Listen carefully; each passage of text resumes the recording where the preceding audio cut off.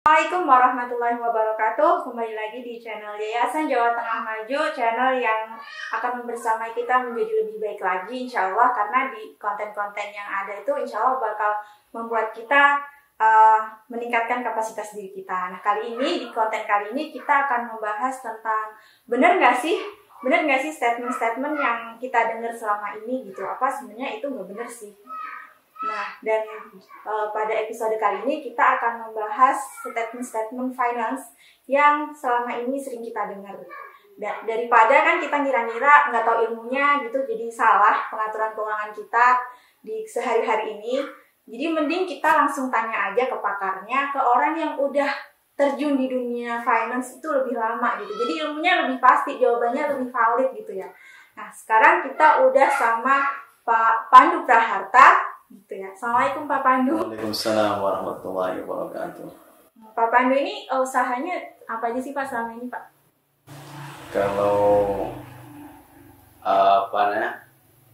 usahanya utama adalah intinya hidupnya konveksi. Tapi juga sejak 2007 maklon atau Allah, mantap sekali. Udah lama ya Pak ya. Kita nih Pak mau tanya-tanya nih apa tentang statement-statement yang sering kita dengar atau kita baca di medsos atau yang sering disampaikan sama finance planner. Kan sekarang banyak ya Pak akun-akun finance planner gitu. Yang pertama tuh Pak, bener nggak sih Pak kalau kita itu harus sepenuhnya itu bebas dari utang dan kita tuh ngehindarin kredit card Pak? Jadi ilmu nih yang saya peroleh dan pengalaman sendiri. Rasulullah aja meninggal punya hutang. Oh gitu. Ya. Jadi nggak apa-apa ya Pak? Ya bukan masalah nggak apa-apanya, nanti diluruskan. Sebetulnya jangan lihat utangnya, Rasulullah utang juga gitu ya. Jadi memberikan gambaran, semua kan pasti Rasulullah itu contoh yang terbaik di muka bumi ini, uswah hasanah yang terbaik. Memberikan kelonggaran, berarti umatnya boleh utang. Boleh utang kayak mana? Yang namanya hidup, utang yang secara kalkulasi aset ketika memang dikemanya antara utang dan aset banyak kan asetnya. Kalau pas para tadi yang planner itu memang atau bahkan namanya review perbankan itu memang bagusnya utang itu tidak lebih dari 30% dari total aset. Oh gitu.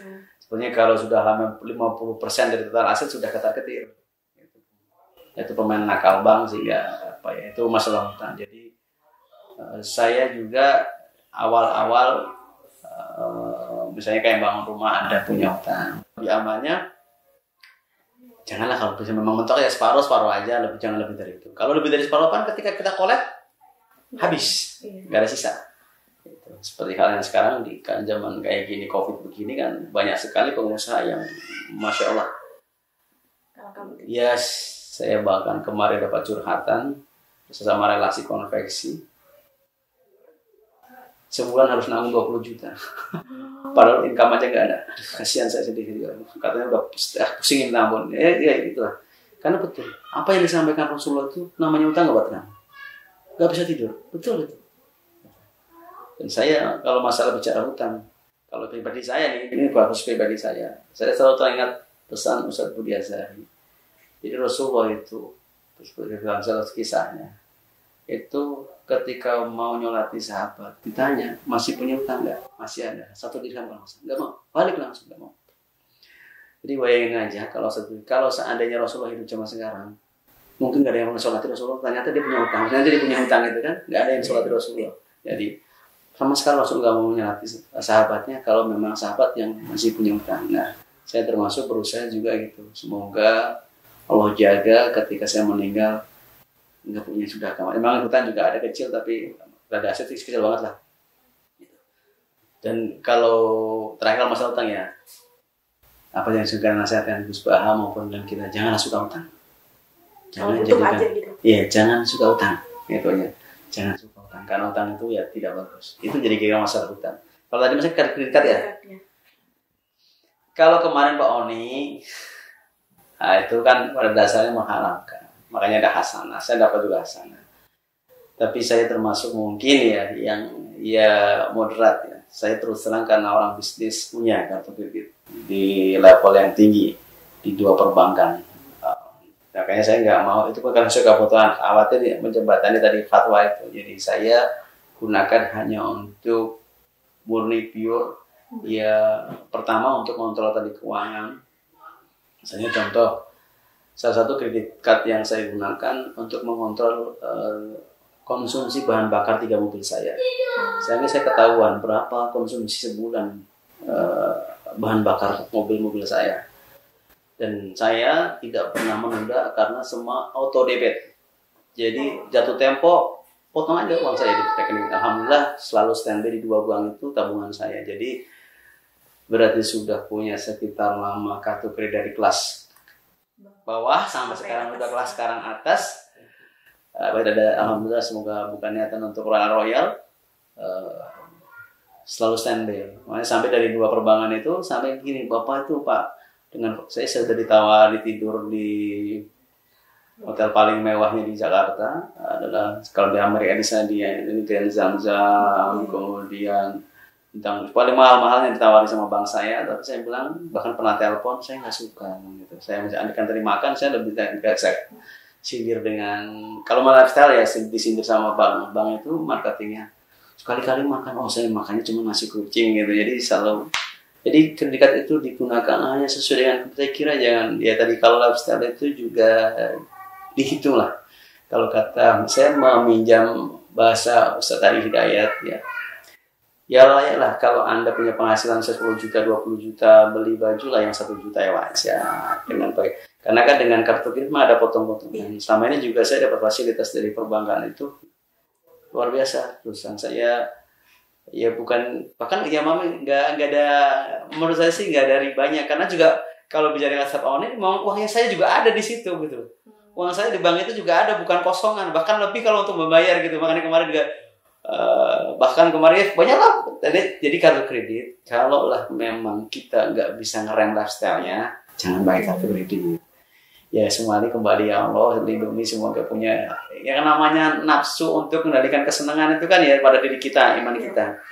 Kalau saya kira itu sudah bisa mengerem, itu nggak apa-apa. Makanya saya sama istri terutama dipakai pas kalau keluar negeri. Oh iya kan, misalnya paling gampang itu dengan kartu kredit.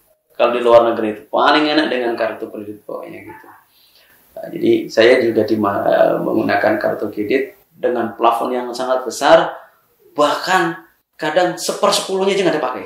Oh iya. 1/10-nya aja nggak dipakai. Berarti benar-benar sesuai kebutuhan. Nah iya kalau ini, ya, ibaratnya saya pengusaha, ibaratnya kita kan gaya hidup. Oh pengusaha, ya punya juga saya sekedar punya gitu, sekedar punya. Jadi gitu kali gitu. Tapi kalau anda karena ada juga teman saya senior saya punya kartu kredit sampai nunggaknya 200 juta. Wah. Karena gaya hidup. Jangan sampai. Saya sering sekali ke kartu kredit saya banyak orang-orang yang betul. Bahkan saya pernah zaman awal ini bicara kartu kredit maaf agak banyak dikit ya. Ada pengusaha mobilnya lebih mewah dari saya, tapi nggak bisa bayar kartu kreditnya. Jadi saking besarnya mungkin beban dia. Jangan gitu kalau kayak gitu. Hindari karena pada dasarnya hukumnya haram. Karena kan jatuh bunganya besar sekali kan betul. Besar itu sekali. Kalau telat bayar ya Pak? Iya betul. Kalau misal kita tepat bayarnya itu nggak kena. Iya makanya dengan tadi auto debit nggak ada sama sekali. Jadi otomatis pas jatuh tempo uang saya potong sama bank. Itu harus mengajukan memang. Saya mengajukan ke 2 bank. Saya nggak sebutkan di bank terbesar di Indonesia. 2 bank besar di Indonesia. Jadi otomatis dia akan motong. Makanya mereka senang sekali dengan saya. Oh Bapak harus fasilitas kata nih. Pas sekali-kali nginep di Singapura, pas sekali-kali jalan ke Eropa, pas sekali-kali jalan ke dipakai gitu. Dapat juga fasilitas dari Singapore Airlines yang di kelas suite-nya juga. Wah, saya jadi orang pengennya biasa terus lah. Itu memang menggodanya kartu kredit di situ, jujur, menggodanya kartu kredit di situ. Ya, tapi kalau tadi nggak bisa ngerem itu ya jangan pakai kartu kredit lah. Jadi benar-benar dunia di tangan ya Pak ya, bukan di hati. Iya. Jadi kalau kartu kredit itu, walah semua gampang lah pokoknya semuanya. Ya memang semua ya. Beli iPhone, beli apa. Ini juga saya bisa kayak contohnya. Itu cuma fasilitas dari kartu kredit. Oh, iya. Ada, nggak bisa didapatkan kalau bukan dari kartu kredit nggak bisa. Dan itu juga di level yang sudah lumayan tinggi baru saya dapat fasilitas kayak gitu. Gitu. Jadi memang sesuai dengan penggunaannya ya. Jadi, ya betul. Kalau nggak bisa ngontrol, jadi nggak usah pakai. Jangan pakai kartu kredit. Kalau bisa, Ya lebih aman sih kalau sebisa mungkin memang nggak pernah kemana-mana, cuma di Semarang saja. Gak usah pakai kartu kredit sesuai ikut nuansa syariah. Tapi karena saya seorang bisnis, sekali lagi dan niatan sekali lagi juga untuk bukan royal, ya saya moga-moga ya Allah ampuni saya lah, karena saya juga tidak ada bunga sama sekali itu kalau masalah itu kartu kredit. Oke, jadi kayak gitu jawabannya. Kita tanya ke statement yang kedua. Benar nggak sih Pak? Benar nggak sih Pak, kita itu tiap bulan harus menabung sekian persen dari gaji. Jadi itu kalau gajinya atau pendapatan kita ya Pak. Jadi kalau kita pendapatannya naik, jadi yang dihitung tuh persentase dari pendapatan kita tiap bulannya. Itu kita harus tabung. Saya ini karena wira swasta. Memang manajemen saya, kalau saya pribadi saya ini karena nanyanya ke saya sebagai orang praktisi, bukan akademisi. Jadi saya kalau masalah totalitas, kalau manajemen usaha, istri yang uangnya itu istri saya. Jadi kalau prinsipnya memang pada dasarnya ada yang harus disisihkan. Namanya biaya tak terduga dalam keluarga itu. Emergency. Iya, pasti kan namanya prosentasinya, karena saya tadi itu nggak punya hutang di pihak ketiga yang besar, sehingga udah pasti pendapatan tinggal asal kita konsumsinya jelas tadi kan. Oh bensin segini udah ketahuan, oh ini segini makan cuma kayak gini udah ketahuan, anak kuliah, anak sekolah 3 udah ketahuan. Jadi ya alhamdulillah dari alhamdulillah bisa selalu dari saya bujana tadi. Selalu menyisihkan. Memang harus kalau bisa hidup itu perlu disisihkan uangnya. Karena contoh nih ya, kalau kita pengen anak kita masuk ke dokteran, Undip saja sekarang aja harus 250 juta. Coba bayangin saja kalau kita habis, lalu gimana? Yang ada kan jual aset ya kan. Saya juga gitu, punya tabungan itu belikan aset tanah dan belikan di emas batangan itu. Sehingga pada saatnya itu namanya tabungan, saya kira bukan karena kan juga rugi kalau tabungan hanya taruh di bank. Ada yang dikasihkan tapi nggak banyak. Saya termasuk yang mengandung mazhab, bukan saya memegang mazhab itu. Saya tidak suka uang terlalu banyak. Makanya saya ditawari 2 bank saya masuk ke nasabah prioritas, saya nggak mau. Saya terang-terangan sama bank saya, daripada saya nabung prioritas di situ, saya lebih belikan tanah. Ya. Biasanya kalau punya 1 miliar ya 1 miliar terus di bank. Kalau belikan tanah 1 miliar 5 tahun yang akan datang pasti lebih mahal. Contoh yang saya beli tanah ini sama ini sini selisih 8 tahun udah 4 kali lipat naiknya. Kalau nyimpen uang kan kena inflasi juga, nilainya turun. Pokoknya 1 miliar kan. Tapi kalau kemudian saya belikan tanah, misalnya kemarin saya dibeli segini, sebelah saya beli 4 kali lipat. Ya kan? Itu baru 8 tahun. Coba kalau misalnya bagi saya bilang sama bang saya, apa nikmatnya? Cuma gaya saya prioritas gitu kan. Jadi makanya intinya kalau saya tabungan ya, yang ada emergency itu nggak terlalu banyak, tapi dengan ini kalau saya yang saya pegang gitu. Jadi banyak justru ke yang investasi, dan paling gampang memang harus mengenai saya, dan itu sekarang diakui semua pengusaha adalah emas batangan. Itu paling mudah mencairkannya. Kalau tanah kan ya butuh proses, tapi kalau emas batangan udah masukin bank udah pasti langsung cair. Itu jadi kalau menurut saya kalau mau berkeluarga dan atau berumah tangga, wajiblah sebisa mungkin tetap menyisihkan uang, dan ya kalau bisa jangan membebani keluarga orang lain lah, atau mungkin mertua atau bapak ibu kalau kita sudah berkeluarga. Gitu saya kira masalah tabungan. Gitu ya. Jadi jangan lupa untuk selalu menyisihkan tabungan pendapatan kita tiap bulannya. Iya. Sekecil apapun ya. Karena nanti naik sama dengan konsumsi sedekah.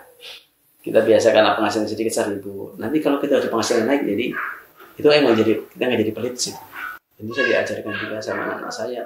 Anak saya waktu saya ajak ke luar negeri, si kecil-kecil ajak ke luar negeri, saya ngajarin nabung. Sehingga ketika misalnya si anak saya sekarang lagi mondok, setoran sama uminya, "Mi, saya punya 1,5 juta." Gitu. Walaupun ya cukup buat beli tiketnya doang, tapi minimal ada semangat mereka untuk juga iya uangnya. Saya kira itu masalah. Jadi nggak tiba-tiba dapat langsung. Oh iya, dari ya gitu ya kan. Ada usahanya. Ada usahanya gitu. Oke, kayak gitu ya. Nah, kita masuk ke pertanyaan ketiga nih Pak. benar nggak sih Pak kalau kita itu milih barang, kalau misalnya kita mau beli mobil atau mau beli rumah gitu, atau mau beli barang yang lain itu kita lebih memilih barang yang harganya terjangkau gitu. Apa benar nggak sih atau sebenarnya ya nggak gitu juga? Ya. Jadi gini, kalau masalah barang, tinggal kita posisi kita. Contoh karena saya sebagai pengusaha, ya, memang barang-barang branded itu membuat prestis sendiri. Jujur saya, ya bukan kita pakai handphone iPhone, ya kan? Kalau kita meeting dengan walaupun mungkin mahalnya sama lah ya, sama Xiaomi itu sudah prestisnya beda. Kita bawa Max gitu ya, dengan bawa Asus walaupun keren, orang langsung wah keren Max. Maka tadi posisi kita di mana? Karena saya sebagai pengusaha, saya prinsipnya sekedar punya. Saya bangun begitu. Saya kayak lifestyle saya karena pengusaha teman-teman saya. Wah kalau saya itu makanya tadi terjangkau menurut kemampuan kita, tapi nggak kalah ngikuti misalnya. Contoh dari style model saya tadi mana handphone lah, minimal teman punya saya punya. Apalagi tadi saya dapat fasilitas dari perbankan. Nah, jadi pokoknya masalah terjangkau itu kalau memang misalnya Anda ini pegawai, maksudnya bukan pengusaha yang tidak menuntut lifestyle ya. Saya kira nggak usah ikut-ikutan karena memang besar. Saya juga prinsip sebagai pengusaha ada sekedar punya, karena kalau meeting itu benar itu punya iPhone, mobilnya aja Mazda seri tertinggi, wah kan, makanya saya kemudian kalau bisa kendaraan juga saya termasuk tidak suka, bahkan memang semua dealer menawarkan, kalau bicara tadi semua dealer mewah menawarkan saya, bahkan saya punya aplikasi di email saya, tinggal klik saya sudah datang mobilnya. Terus terang. Tapi saya nggak suka kayak gitu. Saya selalu suka mobil, ya, tadi pada masalah barang ya. Saya beli barang second, tapi itu nyaman bagi saya. Dan itu juga saya beli dengan cash. Nggak mau dengan cara utang sama sekali, nggak suka. Jadi terjangkau, bagaimana kita memahami terjangkau, posisi kita mungkin mungkin PNS ya. Ya juga memang benar kalau PNS pengen beli mobil dengan gaji segitu kan ya butuh waktu yang panjang gitu kan. Kalau saya kan wira swasta yang kemudian sudah ya jadi gitu. Tapi prinsipnya jelas itu beli barang itu jangan sampai, misalnya ini contoh ya, hasil kita sebulan 10 juta.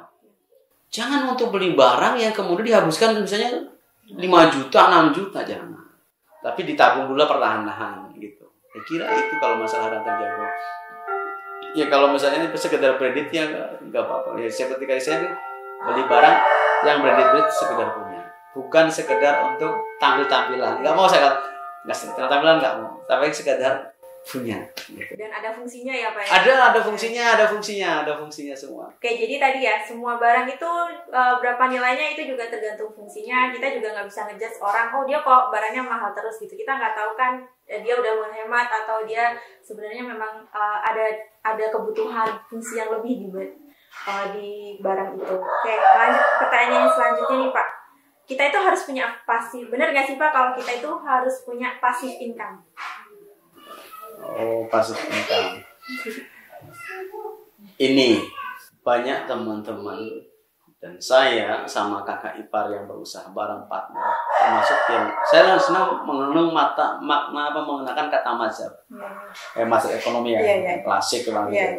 Saya tidak suka passive income yang caranya tidak ada kerja keras. Bagi saya selalu bisnis. Saya tidak pernah gumun orang khususnya mau hasilnya banyak, tidak pernah gumun. Karena saya pegang pesan Syarafus Saleh Hasan Al-Basri ya, bahwa rezeki itu Allah yang ngatur. Rezeki saya hatta 1 rupiah pun tidak akan tertukar dengan orang lain. Jatahnya 1 miliar saya 1 miliar nggak mungkin kita kemudian niru dia jadi 20 miliar nggak mungkin. Saya pegang itu benar. Jadi, makanya tadi kalau masalah tadi yang passive income itu, jadi jangan sampai yang ada di kerja keras. Apa contohnya? Pasar modal, pasar uang. Kalau reksadana gitu. Wah, bagi saya nggak senang. Saya nggak senang. Saya punya asuransi, bahkan sekelas gabung dengan bank besar. Ketika saya tanda tangan, bilangnya nanti segini, kalau 10 tahun begini 100 juta, jauh dari kenyataannya. jauh dari kenyataannya. Dan jadi intinya passive income itu ya lebih baik dunia real aja, bisnis real aja. Misalnya kalau misalnya PNS, apa sambilan jualan tanah, apa jualan gorengan, itu jelas real. Ikutnya Rasulullah. Rasulullah itu nggak pernah jualan secara dunia maya. Kalau kita ngikut Rasulullah ya ikut Rasulullah jualan ke Syam, ngambil barang. Itu insya Allah, ini bagi saya lah ya, silakan bagi orang lain. Karena saya contoh, karena ada salah satu yang beli mobil, saya beli mobil itu dulu Jayanya, itu kemarin kalah pasar saham, mobil mewah saya beli. Dengan harga karena dia butuh uang cash. Orang kalau beli makanya saya mau beli barang yang lagi orang kepepet murah, karena dia harus butuh uang cash gitu. Dia kalah saham kemarin. Nah itu saya gambaran melambungnya tinggi, karena Utsman bin Affan menyarankan ya lebih baik gradual, jangan langsung melambung tinggi. Kalau jatuhnya juga lumayan. Kalau maka pasti kan, kalau ini saya kan tidak mau menghakimi orang lain, saya kalau saya tidak menggunakan passive income yang kerja cuma duduk-duduk saham. Saya bukan, ya silahkan orang lain, tapi kalau saya sama sekali tidak tertarik. Nanti hasilnya besar, bisa beli mobil Mercedes Benz. Tapi jatuhnya ya juga cepat ya Pak ya? Iya. Kalau saya, pengalaman saya kemarin, saya beli mobil mewahnya itu, dia punya Harley, punya sepeda yang custom Brompton yang dia bisa cuma 5. Sekarang mau pada jualin, termasuk mobil saya, karena jatuh kemarin sahamnya. Ya, kalau saya ngikut Rasulullah aja lah, yang berkah gitu aja. Itu aja mungkin kalau masalah passive income. Kalau misalnya tadi PNS, ya sing jelas-jelas aja lah, suaminya istrinya jualan atau cateringan, yang penting ketok jelas gitu loh, daripada duduk manis. Kalau menurut saya kira itu kalau masalah passive income. Ke pertanyaan terakhir ya Pak, benar nggak sih kalau kita jajan kopi atau kita jajan sesuatu yang mungkin nggak penting gitu ya Pak, maksudnya kayak jajan di luar kayak gitu, itu membuat kita itu jauh dari financial freedom? Saya itu malah kalau hal kayak gitu, karena kurang tertarik dengan dunia seminar. Maksudnya kebebasan finansial di masa tua yang bagaimana? Kalau asuransi, kenyataannya banyak yang bohong. Sekarang kebun Asabri kebongkar, ya kan? Jiwasraya kebongkar. Itu bener-bener menurut saya permainan money game gitu. Yang saya alami sendiri, betul-betul asuransi besar. Saya auto debit di bank saya, nggak ada hasilnya. Jadi kalau masalah tadi kebebasan finansial di masa tua akan datang, nggak, menurut saya tidak ada korelasinya sih kalau kita nongkrong di kopi gitu ya. Apa sekarang trennya, saya tuh juga taunya dari relasi. Saya di jiwa, itu kopi apa ya? Saya bener taunya setelah relasi foto-foto, ini kopi apa? Itu makanya sebuah penasaran kan? Kopi banget jadi jiwa ya kan? Saya nggak tahu, kurang gaul saya terus terang. Ya sama istri penasaran. Memang enak, tapi dia termasuk kopi yang nggak murni. Karena saya juga punya asam lambung. Yaitu kalau kita sekedar nggak jadi kebiasaan, saya kira nggak apa-apa. Yang menjadi bahaya ada menjadi kebiasaan. Kita nongkrong misalnya pernah saya nongkrong karena diajak ketemu sama relasi di kopi yang terkenal itu punya Amerika, Starbucks. Itu kalau nongkrong ya Allah nggak mungkin 10.000. Iya lah Pak, itu banyak. Iya Pak, itu kalau nongkrong per hari udah berapa itu aku? Kan waktu saya bayarin masa, karena relasi ngomong ngasih uang kan. Iya. Tapi saya alhamdulillah karena dari fasilitas bank saya Rp1 bayarnya. Itu. Kalau di bank saya, tapi juga kalau nambah kan berarti kan enggak, usahanya gratis gitu. Tapi kan yang bayar itu memang benar menguras tabungan. Kalau saya bukan masalah freedom sih, tapi menguras tabungan kita. Pokoknya dengan apapun barang mewah, kemudian gaya hidup makan itu jangan jadikan kebiasaan. Itu tidak bagus. Makan saya mendengar kajian bersama Habib Salim, itu yang menjadi pedoman saya. Rasulullah sama juga lakukan. Lebih berkah makan itu sama istri. Karena di situ keberkahan itu turun. Hanya saya sendiri lebih senang makan sama istri di rumah.